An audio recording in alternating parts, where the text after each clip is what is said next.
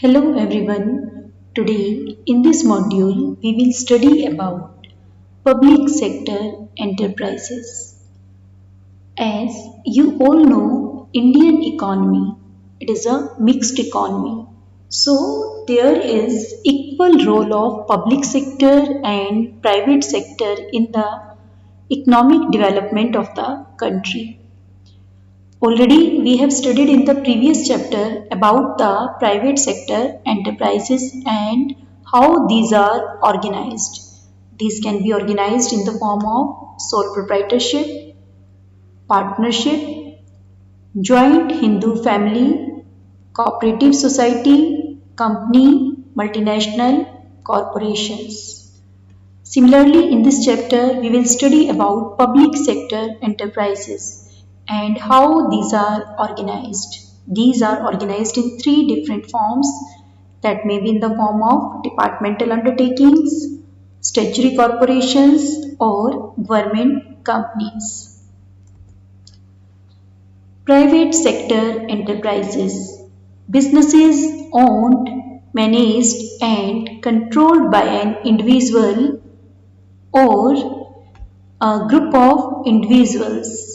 For example, Tata Iron and Steel Company, Reliance Limited, Ranbaxy Laboratories, etc. Public sector enterprises. So, the businesses owned and managed by the government like ONGC, State Trading Corporation, Life Insurance Corporation. These are your public sector enterprises. Now we will study the types of public sector enterprises. Today we will study about first type, departmental undertakings. Departmental undertakings, as the name itself suggests, it is an enterprise that acts as a department of the government, that is a part of the ministry of the government. For example, railway, it is a part of railway ministry. It is considered as a part of railway ministry. So, departmental undertakings, this is the oldest and most traditional form of organizing public enterprises.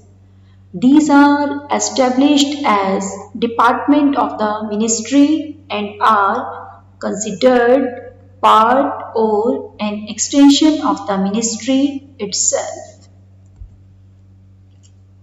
For example, the Indian Railways are managed by the Ministry of Railways.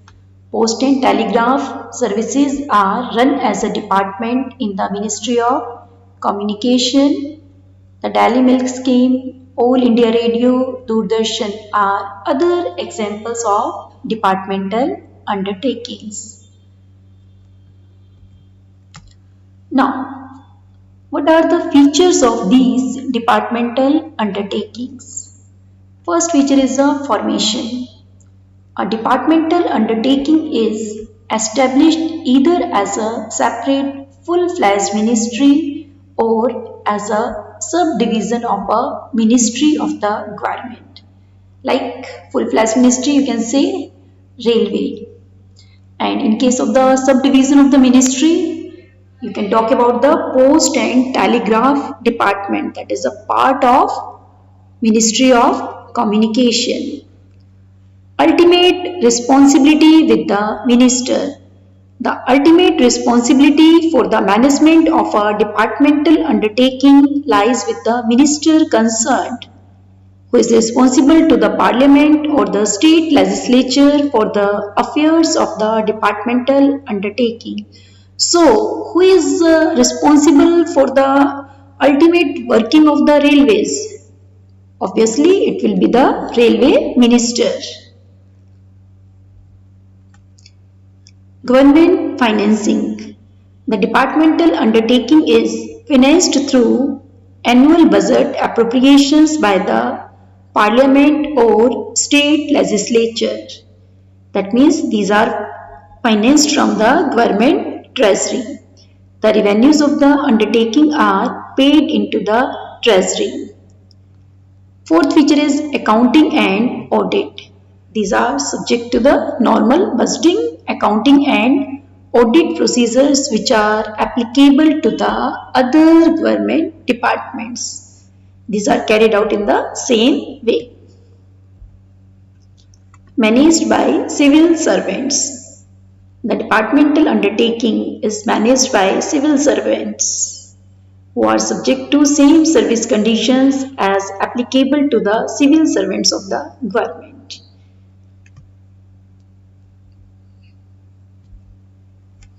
So these are the 5 features of the departmental undertakings.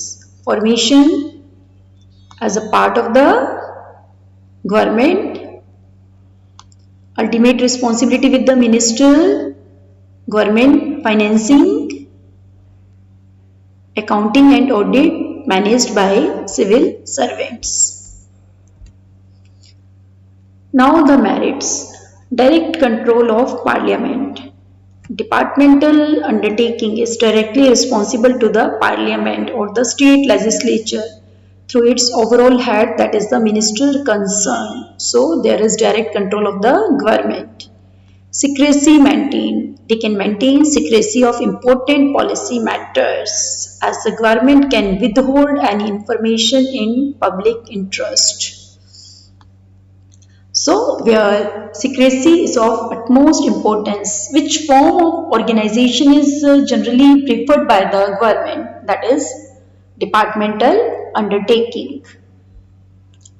It is a source of income for the government because these are financed from the government treasury. So whatever these organizations earn, their revenues, that is being deposited into the government treasury. Earnings of departmental undertaking are paid into the government treasury, resulting in lesser tax burden on the public. Public accountability. These ensure a high degree of public accountability because these are using the resources of the public.